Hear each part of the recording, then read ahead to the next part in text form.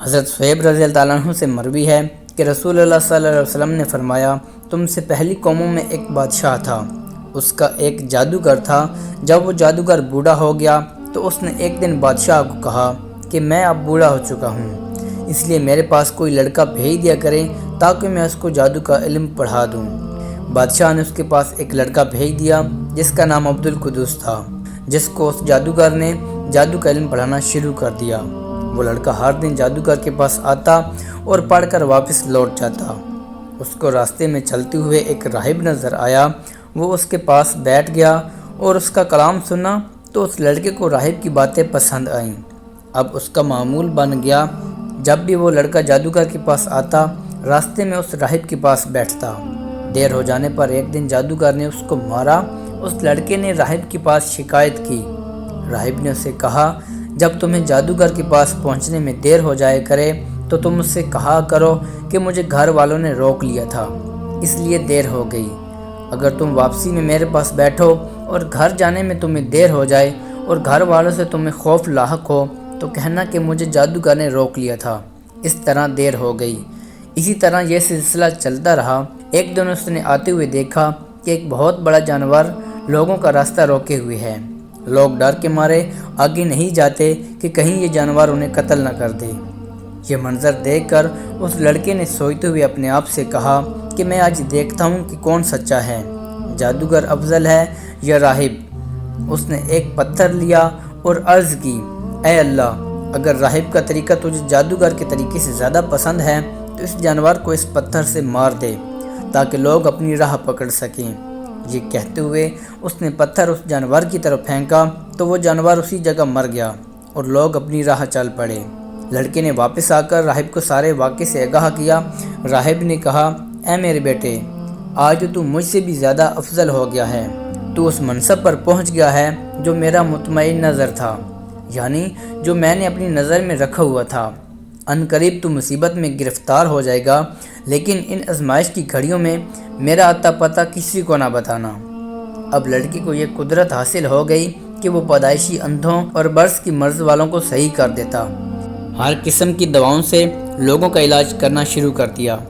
بادشاہ کے پاس بیٹھنے والے ایک نابینا شخص کو یہ جب معلوم ہوا تو وہ بہت بڑے تحائف لے کر آیا اور کہنے لگا کہ اگر تم نے مجھے شفا دے دی، یعنی نظر عطا کر دی، تو یہ تمام قیمتی اشیاء، تحائف و ہدیہ تمہارے سپرد کر دوں گا۔ اس زاہد نیک لڑکے نے کہا، میں تو کسی کو بھی شفا نہیں دیتا، شفا تو صرف اللہ تعالیٰ دیتا ہے۔ اگر تم اللہ تعالیٰ پر ایمان لے آؤ تو میں اللہ تعالیٰ سے دعا کروں گا اور وہ تمہیں شفا عطا کر دے گا۔ وہ شخص اللہ تعالیٰ پر ایمان لے آیا تو اللہ تعالیٰ نے اسے شفا عطا کر دی۔ پھر وہ شخص حسب معمول جیسے پہلے بادشاہ کے پاس بیٹھا کرتا تھا اسی طرح بادشاہ کے پاس آ کر بیٹھا۔ بادشاہ نے اس سے کہا، تمہیں نظر کس نے عطا کر دی؟ اس نے کہا، میرے رب نے۔ بادشاہ نے کہا، کیا میرے بغیر بھی تیرا کوئی رب ہے؟ تو اس نے کہا، ہاں، وہ اللہ تعالیٰ ہے جو تمہارا بھی رب ہے۔ بادشاہ نے اسے پکڑ کر سزا دینا شروع کر دیا کہ تم بتاؤ، تمہیں کس نے کہا میرا اور تمہارا رب اللہ تعالیٰ ہے؟ حالانکہ سب کا رب تو میں ہوں۔ یہاں تک کہ اس نے اس لڑکے کے بارے میں بتا دیا۔ اس لڑکے کو بادشاہ کے دربار میں لایا گیا۔ بادشاہ نے اس سے پوچھا، اے میرے بیٹے، کیا تم نے جادو کا اعلیٰ مقام حاصل کر لیا ہے اور اس درجہ پر پہنچ چکے ہو کہ پیدائشی نابینا کو نظر عطا کر دیتے ہو اور برس کی مرض والے کو شفا دے دیتے ہو اور فلاں فلاں مرضوں کو بھی ٹھیک کر لیتے ہو؟ لڑکے نے جواب دیا، میں تو کسی کو بھی شفا نہیں دیتا، شفا تو اللہ تعالیٰ دیتا ہے۔ بادشاہ نے اس لڑکے کو پکڑ کر سزا دینا شروع کر دی تاکہ وہ بتائے کہ اسے کس نے بتایا ہے، یہاں تک کہ اس نے راہب کے متعلق بتا دیا۔ راہب کو بادشاہ کے دربار میں لایا گیا اور اس سے کہا گیا، تم اپنے دین کو چھوڑ دو، لیکن اس نے انکار کر دیا۔ اس کے انکار کرنے پر آری منگوائی گئی اور اس کو اس کے سر کے درمیان رکھ کر اسے چیرنا شروع کر دیا، یہاں تک کہ اس کے 2 ٹکڑے کر دیے گئے۔ پھر بادشاہ کے پاس بیٹھنے والے شخص کو بادشاہ کے پاس پیش کیا گیا اور اس سے بھی چیر پھاڑ کر 2 ٹکڑے کر دیے گئے۔ پھر لڑکے کو لایا گیا اور اس سے کہا گیا، تم اپنے دین کو چھوڑ دو، تو اس نے انکار کر دیا۔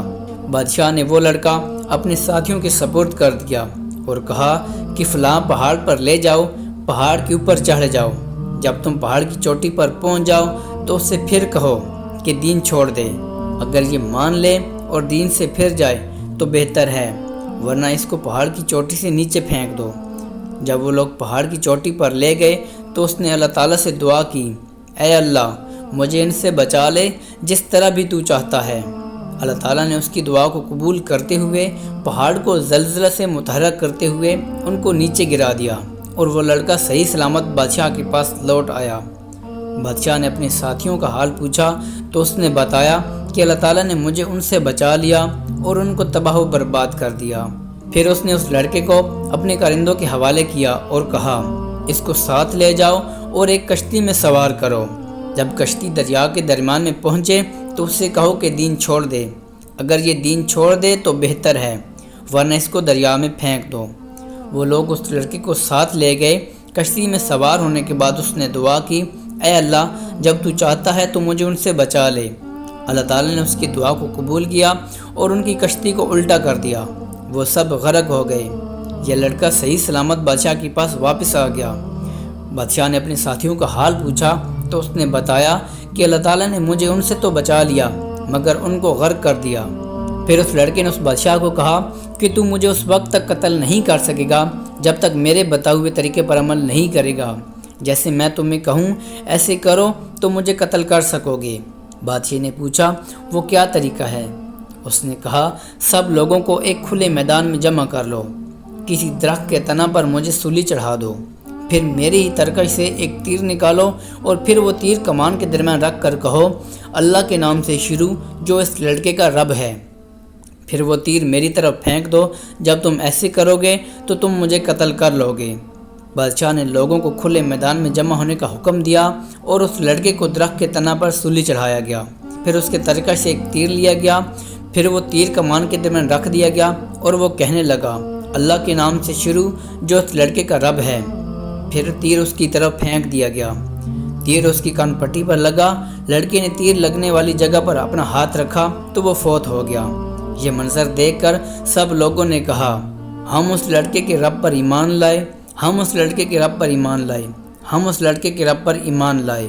بادشاہ کے پاس کسی شخص نے آ کر کہا جس سے تم ڈر رہے تھے، قسم ہے اللہ تعالیٰ کی وہ تو ہو چکا ہے، تمہارا ڈر تو تم پر واقع ہو چکا ہے، لوگ تو ایمان لے آئے ہیں۔ بادشاہ نے حکم دیا کہ راستوں میں کھائیاں کھود دی جائیں۔ اس کے حکم پر کھائیاں کھود دی گئیں اور ان میں آگ جلانے کا حکم دیا گیا۔ آگ جلا دی گئی تو اس نے کہا جو لوگ دین نہ چھوڑیں ان کو ان کھائیوں میں پھینک دو۔ جب ان لوگوں نے اس پر عمل کرنے کے لیے ایک عورت کو لایا جس کے ساتھ ایک چھوٹا سا بچہ بھی تھا، اس عورت نے جب آگ کی کھائی میں چھلانگ لگانے سے توقف کی، ذرا رکی ہی تھی کہ اس کے بچے نے کہا ماں صبر کرو، چھلانگ لگا دو، حق پر ہو۔ مفسرین کرام مزید بیان کیا ہے کہ جن مومنین کو آگ کی کھائیوں میں پھینکا گیا تھا اللہ تعالیٰ نے ان کی روحوں کو پہلے ہی قبض کر لیا اور ان کو نجات دی۔ آگ نے کھائیوں سے باہر نکل کر کفار کو جو بادشاہ کی طرف سے مومنین کو آگ میں پھینکنے پر مقرر تھے ان کو اپنی لپیٹ میں لے لیا اور ان کو جلا کر خاکستر کر دیا۔ اس طرح اللہ تعالیٰ نے باطل کو مٹا کر حق کا بول بالا کر دیا۔ ناظرین، پہلی امتوں میں بعض لوگ دنیا سے کنارہ کش ہو کر عبادت خانہ میں الگ تھلگ ہو کر عبادت میں مشغول رہتے تھے۔ وہ نیک پرہیزگار ہوتے تھے، ان کو راہب کہا جاتا تھا، لیکن نبی کریم صلی اللہ علیہ وسلم نے اس سے منع فرمایا ہے۔ اب اسلام میں راہب بننا ناجائز ہے، بلکہ دنیا داری میں مشغول رہتے ہوئے عبادت کرنا ہی اعلیٰ مقام ہے۔ امید کرتا ہوں آپ کو آج کی ویڈیو پسند آئی ہوگی۔ اگر آپ کو ویڈیو پسند آئی ہے تو اپنے دوستوں کے ساتھ لازمی شیئر کیجیے، چینل کو سبسکرائب کریں تاکہ آپ کے پاس ڈیلی ویڈیوز اپڈیٹ پہنچتی رہیں۔ ملتے ہیں انشاءاللہ اگلی ویڈیو میں ایک نئے ٹاپک کے ساتھ، ایک نئے قصے کے ساتھ۔ تب تک مجھے دیجیے اجازت۔ اللہ حافظ۔